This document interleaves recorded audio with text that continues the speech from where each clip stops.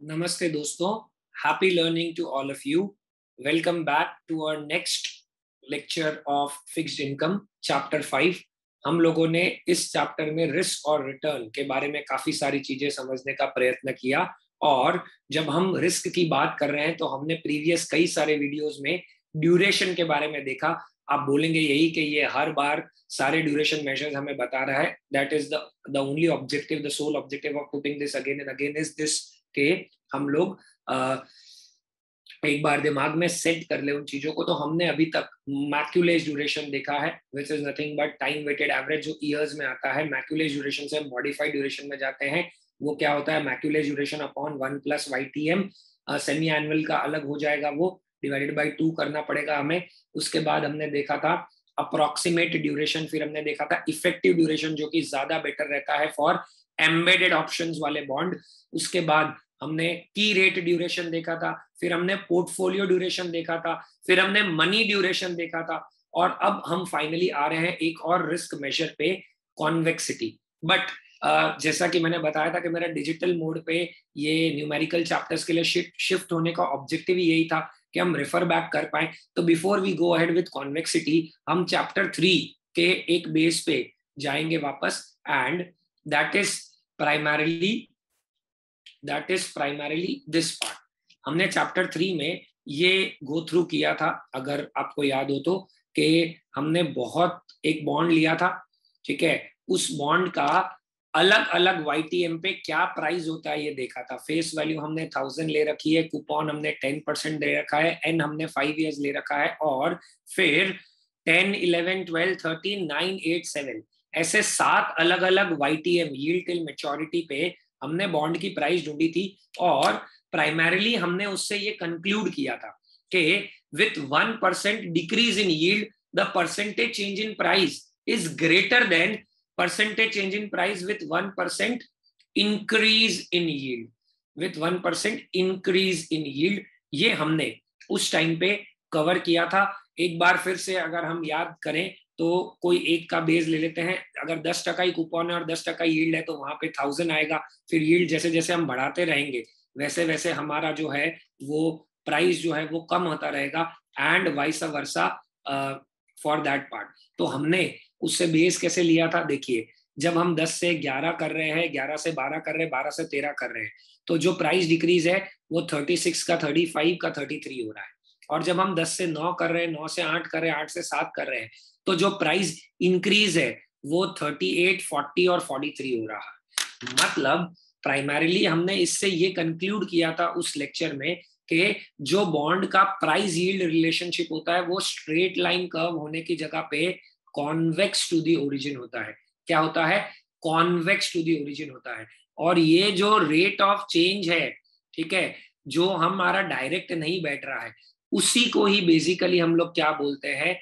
Convexity बोलते हैं। क्योंकि ड्यूरेशन तो ये मानता है कि ऊपर जाए कि नीचे जाए हमारा परसेंटेज सेम आएगा, लेकिन एक्चुअली में अगर हमारी यील्ड कम हो रही है तो हमारा परसेंटेज चेंज इन प्राइस ज्यादा होगा, और अगर हमारी यील्ड बढ़ रही है तो हमारा परसेंटेज चेंज इन प्राइस कम होगा। इस थॉट प्रोसेस को, कॉन्सेप्ट को कौन एक्सप्लेन करता है? Convexity. Because convexity is a major, वापस बोल रहा हूं, convexity is a major which accounts for what? The rate of change of curve.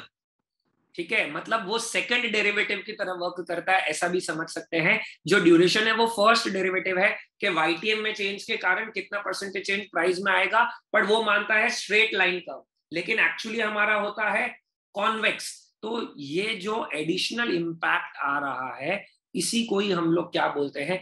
That is termed as convexity. तो जब हम बॉन्ड का प्राइस चेंज ढूंढ रहे हैं तो हमें ड्यूरेशन इफेक्ट के साथ साथ क्या कंसिडर और करना चाहिए? कॉन्वेक्सिटी को भी कंसिडर करना चाहिए।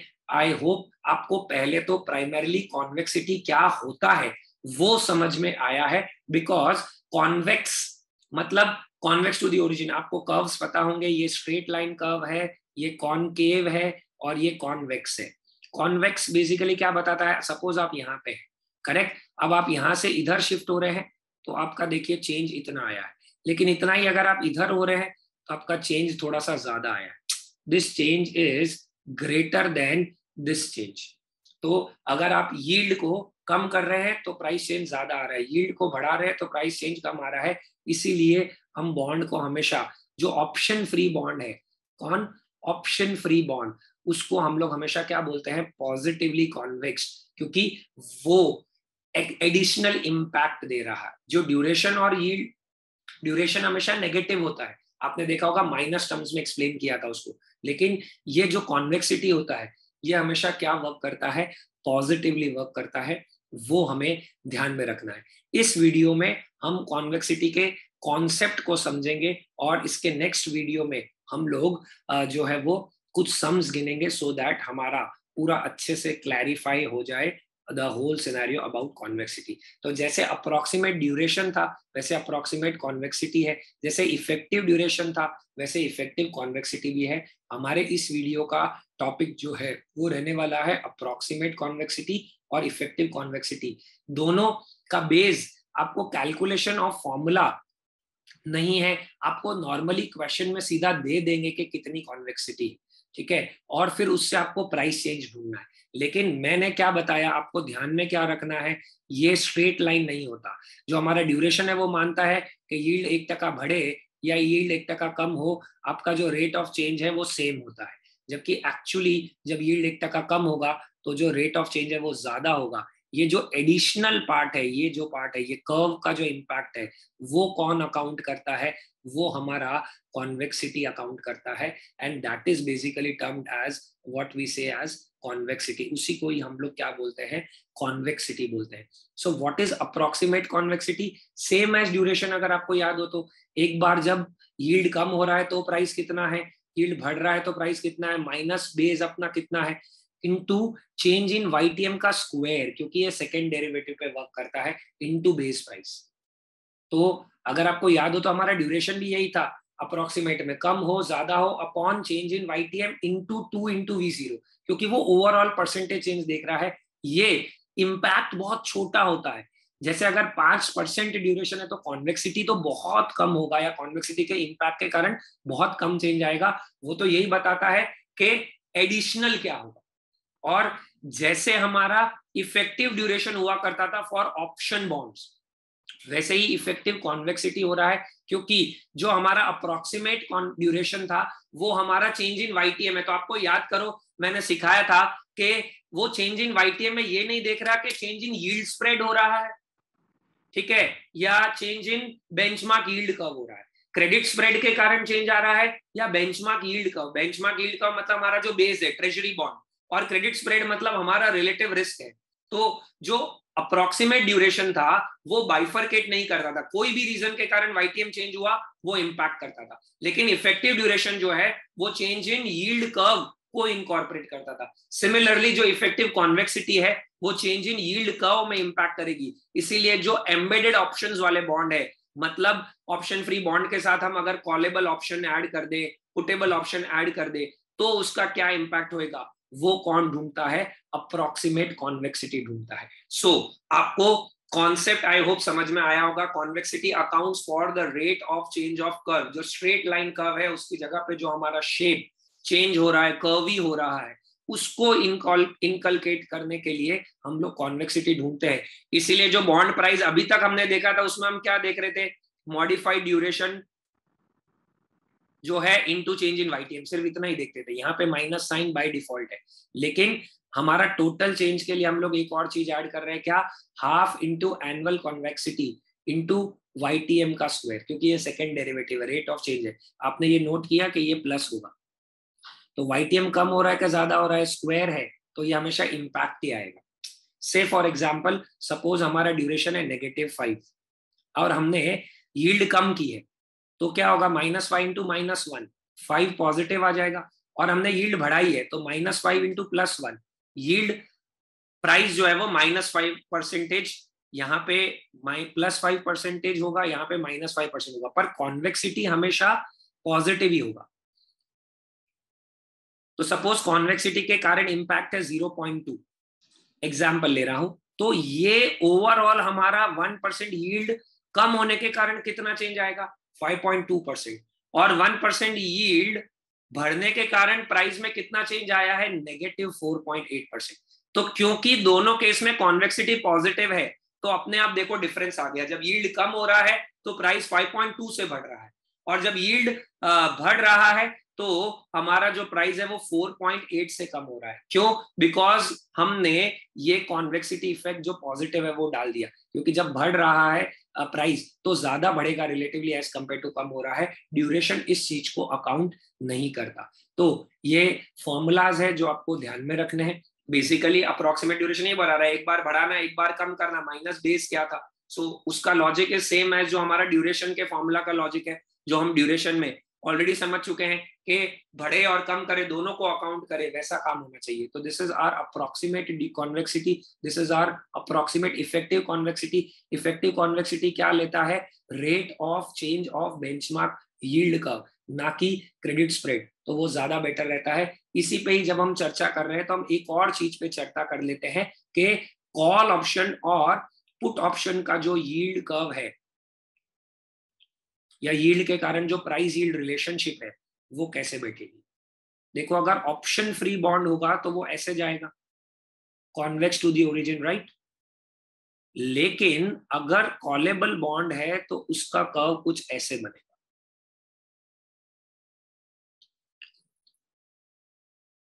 क्यों ऐसे बनेगा कॉलेबल बॉन्ड का?